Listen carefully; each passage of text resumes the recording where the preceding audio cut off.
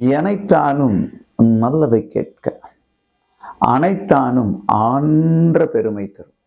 இது 416வது குறள் 42வது அதிகாரம் கேள்வி. பேச சொன்ன வள்ளுவர், அறிவ சொன்ன வள்ளுவர் கேட்க சொல்றார். கேட்கறது என்னன்னா பொறுமையாக, நிதானமாக, ஒவ்வொன்றிலும் இருக்கும் ஆழ்பொருளை நுண்ணிய வகையிலே கேட்டார்.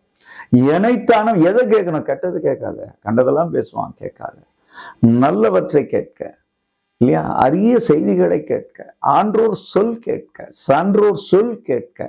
அது எந்த அளவு கேட்கிறியோ அந்த அளவுக்கு உனக்கு நன்மையை ஆக்கத்தை தரும்னு பாருங்க. எனைத்தானும் நல்லவை கேட்க அனைத்தானும் என்ன பெருமை? ஆன்ற பெருமையை தரும். சாதாரண இல்லை, உனக்கு அறிமுகப்படுத்தி உன்னை உலகத்துக்கு வெளிப்படுத்தக்கூடிய சொற்கள், சான்றோர் வாயிலிருந்து வெளிப்படக்கூடிய செவ்விய சொற்கள். இதை நீங்க ஆழ்ந்து கேட்டா அது உங்களுக்கு ஒரு நன்மையை ஆக்கத்தை தரும். கேட்போம், நம்மை சிறப்பாக்கிக் கொள்வோம்.